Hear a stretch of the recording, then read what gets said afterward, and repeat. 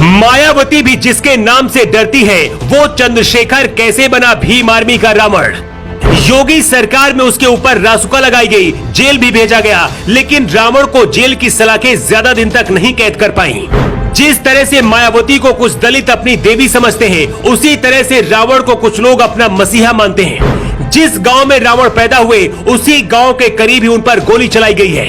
कांग्रेस से लेकर सपा जैसी बड़ी पार्टियां भी रावण का साथ लेना चाहती हैं, लेकिन एक गरीब घर में पैदा हुआ चंद्रशेखर नाम का लड़का भीम आर्मी का रावण कैसे बना, सबसे पहले इसकी पूरी कहानी आपको बताते हैं। साल 2017 में जब योगी आदित्यनाथ यूपी के पहली बार मुख्यमंत्री बने, उसके कुछ महीने बाद ही सहारनपुर के शब्बीरपुर गांव में दलित और सवर्णों के बीच हिंसा हुई थी।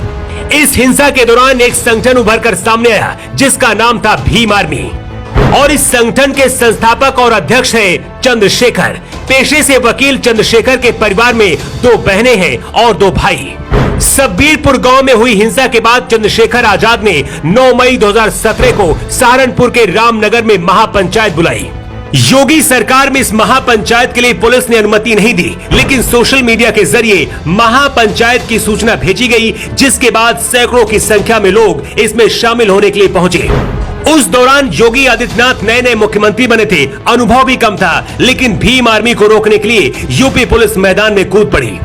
पुलिस और भीम आर्मी के समर्थकों के बीच संघर्ष हुआ और इसके बाद चंद्रशेखर के खिलाफ मामला दर्ज कर उन्हें गिरफ्तार कर लिया गया। चंद्रशेखर पर रासुका लगाकर जेल में भी बंद किया गया और करीब 15 महीने तक चंद्रशेखर जेल की सलाखों में बंद रहे। लेकिन कुछ महीने बाद ही योगी सरकार को उन्हें बाहर निकालना पड़ा। इस घटना के बाद ही चंद्रशेखर का कद बहुत तेजी से बढ़ गया। 2022 के चुनाव में चंद्रशेखर आजाद योगी आदित्यनाथ के खिलाफ गोरखपुर से चुनाव लड़े, लेकिन योगी की आंधी में चंद्रशेखर की जमानत भी जब्त हो गई। चंद्रशेखर आजाद अपने नाम के आगे शौक से रावण लगाते हैं और उनके चाहने वाले इसे बहुत पसंद करते हैं। मायावती और चंद्रशेखर दोनों ही दलितों के नेता हैं। मायावती को चंद्रशेखर अपनी बुआ कहते हैं, लेकिन मायावती चंद्रशेखर से नफरत क्यों करती हैं, इसकी वजह भी बहुत खास है। सितंबर 2018 में चंद्रशेखर आजाद जब जेल से निकले थे, उस दौरान मीडिया से बात करते हुए कहा था, मायावती जी मेरे परिवार की सदस्य है, मेरी बुआ है, मैं उनका भतीजा हूँ, हमारा उनका पारिवारिक रिश्ता है। यहाँ तक कि चंद्रशेखर आजाद ने मायावती को प्रधानमंत्री बनाने का भी समर्थन किया। हालांकि इसके बाद मायावती ने प्रेस कॉन्फ्रेंस कर दी और उसके बाद रावण के दावों को खारिज कर दिया। तब मायावती ने कहा था कि कुछ लोग राजनीतिक स्वार्थ के कारण मेरे साथ कभी भाई बहन तो कभी बुआ भतीजे का रिश्ता बना रहे हैं। मायावती ने कहा था कि जातीय उत्पीड़न कांड में रिहा किया गया व्यक्ति भी मुझे अपनी बुआ बता रहा है, मेरा ऐसे लोगों से कोई रिश्ता नहीं है।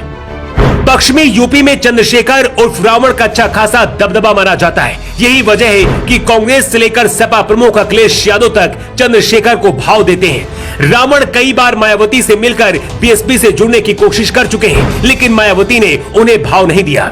राजनीतिक जानकार ऐसा भी कहते हैं कि मायावती को डर है कि चंद्रशेखर का राजनीतिक कद बढ़ने की वजह से बसपा को नुकसान होगा। अगर यूपी का दलित चंद्रशेखर के साथ जुड़ गया तो मायावती की राजनीति खत्म हो जाएगी। भीम आर्मी दलित युवकों का एक पसंदीदा संगठन माना जाता है। सोशल मीडिया पर भी इस संगठन से लाखों लोग जुड़े हुए हैं। खास बात यह है कि इस संगठन में दलित युवकों के साथ साथ पंजाब हरियाणा के सिख युवा भी जुड़े हैं। सहारनपुर, शामली, मुजफ्फरनगर समेत पश्चिमी यूपी में ये संगठन अपनी खास पहचान बनाए हुए है। पिछले कुछ सालों से आपने देखा होगा कि यूपी से बाहर निकलकर दूसरे राज्यों में दलितों पर हुए अत्याचार पर रावण अपनी आवाज उठाते रहे हैं। चंद्रशेखर आजाद पर सहारनपुर के देवबंद में जानलेवा हमला हुआ है। दिल्ली से अपने घर छुटमलपुर कस्बे जाते समय उन पर 4 राउंड फायरिंग हुई। इस हमले में चंद्रशेखर आजाद